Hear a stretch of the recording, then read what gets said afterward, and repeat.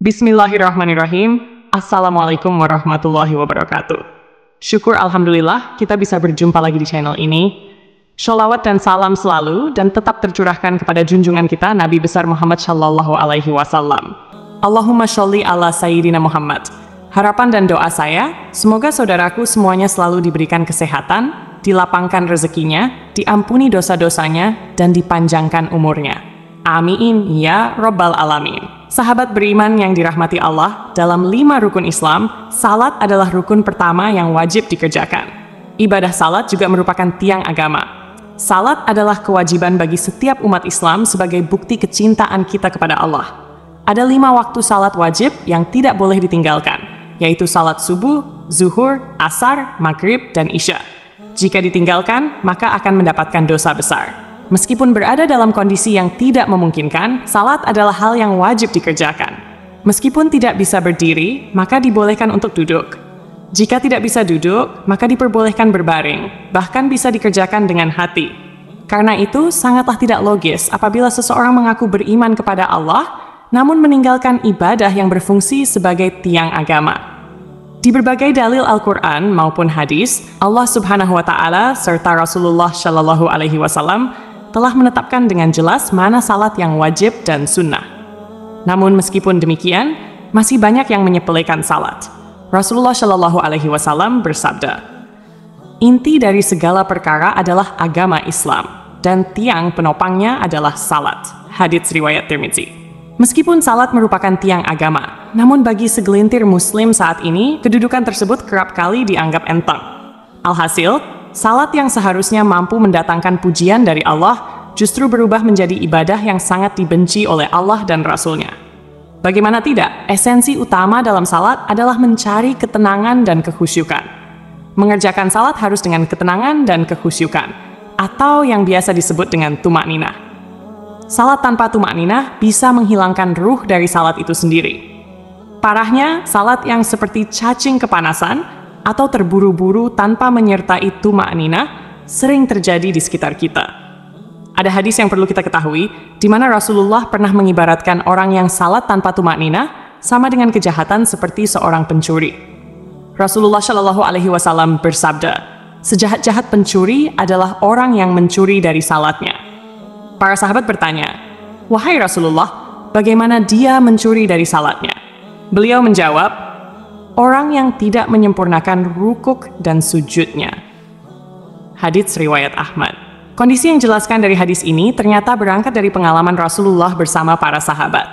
Hari itu, setelah Rasul selesai salat berjamaah, tiba-tiba seorang laki-laki masuk ke dalam masjid dan langsung mengerjakan salat sendirian. Anehnya, ketika salat, laki-laki itu melakukan gerakan rukuk dan sujud tanpa disertai jeda. Melihat hal itu, Rasulullah kemudian berkata di hadapan sahabatnya, "Apakah kalian menyaksikan gerakan salat laki-laki tersebut? Barang siapa yang semasa hidup melakukan salat seperti itu, maka dia meninggal tidak dalam keadaan Islam." Tak berhenti sampai di situ, di hadapan para sahabatnya, Rasul juga mengatakan bahwa model ibadah seperti itu ibarat burung gagak yang sedang mematuk darah, atau seperti orang lapar yang hanya makan sebutir atau 2 butir biji kurma tanpa pernah merasakan kekenyangan. Dalam buku Agar Sholatmu Makin Khusyuk, karya Syekh Muhammad Sholeh Al-Munajid, dijelaskan bahwa salah satu dosa orang yang mengerjakan salat adalah tidak memperhatikan rukun salat, yaitu tumakninah. Memang, tidak ada yang bisa menyangkal bahwa perkara diterima atau tidaknya suatu amalan hanyalah ketentuan Allah Subhanahu wa Ta'ala. Tetapi, sebagai umat muslim, kita juga harus mengetahui bahwa ibadah-ibadah yang telah ditetapkan rukunnya tak bisa diubah atau dilanggar. Oleh sebab itu, dalam salat pun tidak boleh sembarangan menunaikannya.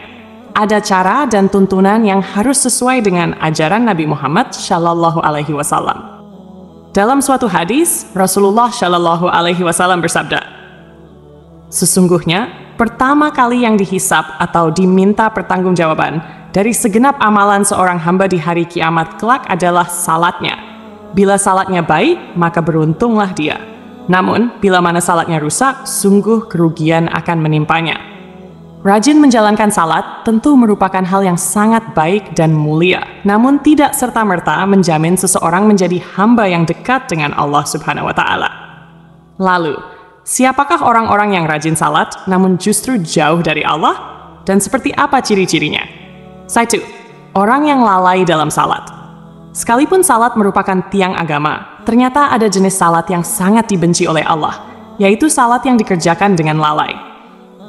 Pada hari kiamat nanti, ada banyak orang yang membawa salatnya kepada Allah, lalu salat mereka dilipat-lipat seperti pakaian yang kumal, kemudian dilemparkan ke wajah mereka.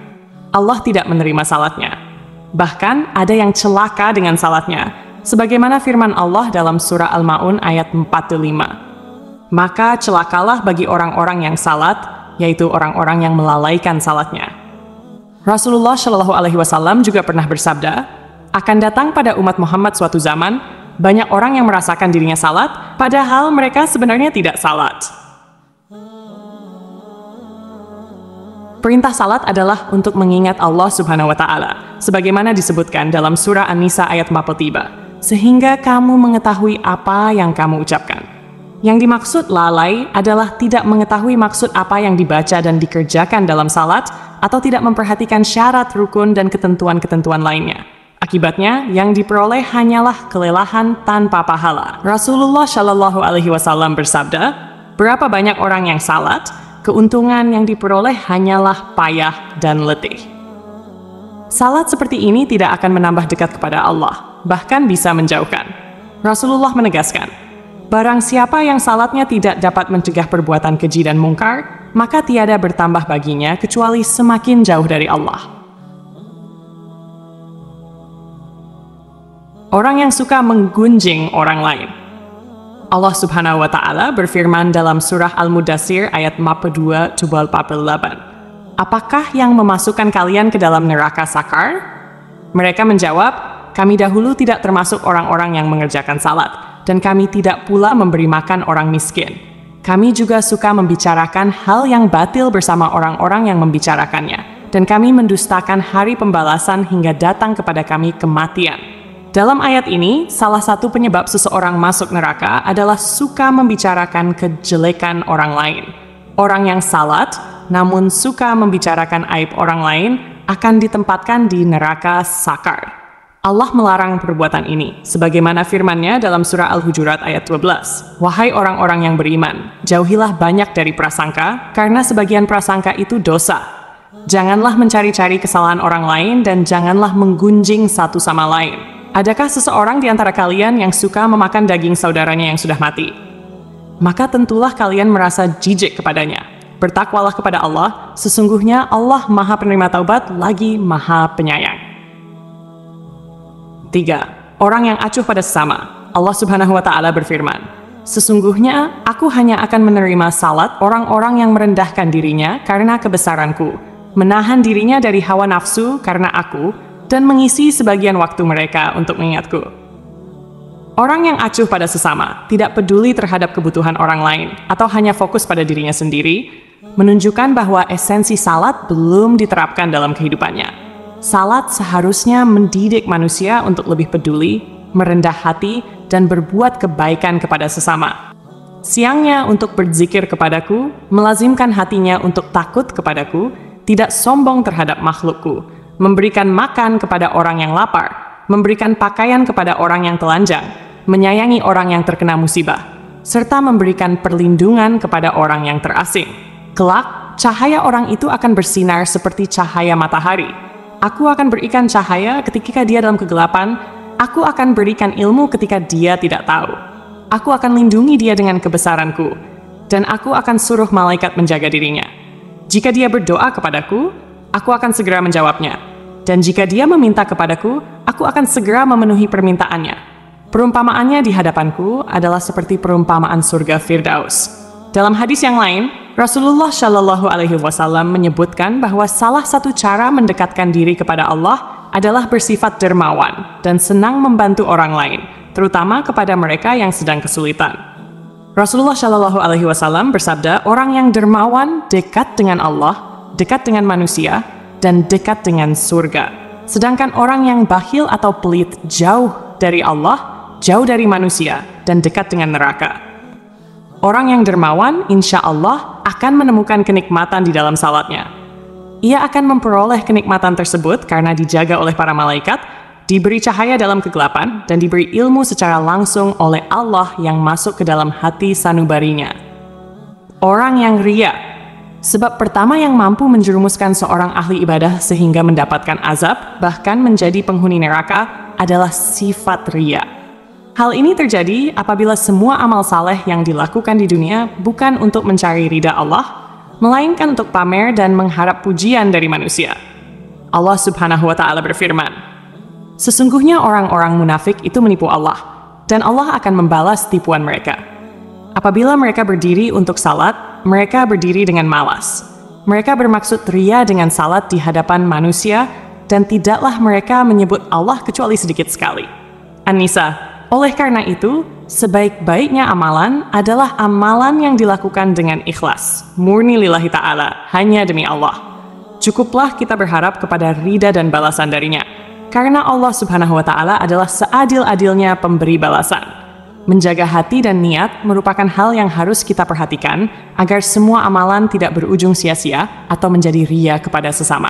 Orang yang suka berdusta adalah salah satu dosa besar yang diancam dengan siksa pedih di akhirat kelak. Di zaman sekarang, kebohongan tampaknya sudah menjadi kebiasaan di masyarakat. Padahal, sekecil apapun kebohongan tetap dianggap dosa besar. Meskipun seseorang rajin salat dan beribadah, jika lisannya suka berbohong, maka salat dan ibadahnya akan sia-sia. Kebohongan akan menghapus amal-amalnya. Jika ia mati tanpa bertaubat, maka ia akan dimasukkan ke dalam neraka. Allah Subhanahu wa Ta'ala berfirman, "Sesungguhnya yang mengada-adakan kebohongan hanyalah orang-orang yang tidak beriman kepada ayat-ayat Allah, dan mereka itulah orang-orang pendusta." Berenah Aisuta, berbohong adalah salah satu ciri dari golongan orang-orang munafik. Oleh karena itu, kita sebagai umat Islam wajib menjauhi tindakan dusta, karena hal itu dapat menyengsarakan kita di dunia maupun di akhirat. Semoga kita termasuk golongan orang-orang yang rajin salat dan dekat dengan Allah Subhanahu wa Ta'ala, sehingga kita mendapatkan ridhanya dan menetap di surganya kelak. Amin ya Rabbal Alamin. Demikian yang bisa saya bagikan, semoga bermanfaat untuk kita semua. Wassalamualaikum warahmatullahi wabarakatuh.